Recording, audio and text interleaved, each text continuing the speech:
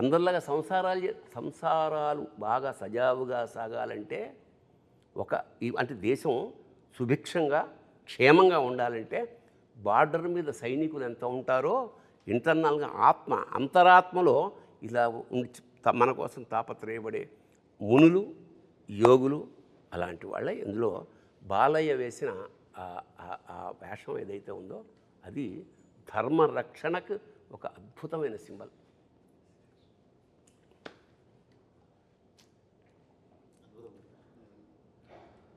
మామూలుగా మనకు అంటారు కదా గురుగారు, ఈశ్వరగం సర్వం అంటారు.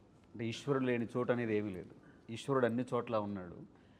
జనరల్గా ఏంటంటే మనకి పురాణం ప్రకారం కూడా ఈశ్వరుడికి లయకారుడు అని పేరు. లయకారుడు అంటే ఆయన సంహరించేవాడు కాదు, ఉపసంహరించేవాడు.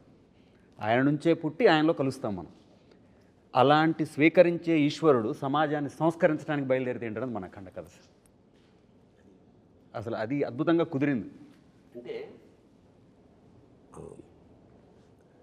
ఈ సమకాలీన జీవితంలో మన ఈ కరోనా లాంటి అంటే మనం పుట్టాక నాకు తెలిసి అంతకుముందు ఎప్పుడో చదివాం కానీ కరోనా పుట్టిన తర్వాత 2 ఏళ్ల పాటు నిశ్చలం స్తబ్దం స్థాణు అయిపోయింది. ఇంతటి సైలెన్స్ అంటే స్థాణు అంటే స్థాణో రుద్ర ఉమాపతి అని శివుడికి స్థాణు అనే పేరు కూడా అవును. ఇంకా నిన్నటానికి చలనం అచంచల నిరంతర చైతన్యం అని కూడా ఉంది.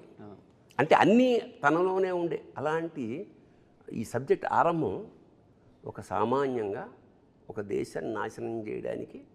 అంటే దీనికి మీరు తీసుకున్న రిఫరెన్స్ ఏమిటో నాకు తెలియదు. సంస్కృతం పట్ల ఇష్టం కన్నా కూడా రీసెర్చ్ అంటే నిన్ను నాశనం చేయాలంటే చాలామంది సర్ఫేషియల్గా కుదరదు. సర్ఫేషియల్గా ఏదో తెలుసుకుని స్టడీ చేయాలి.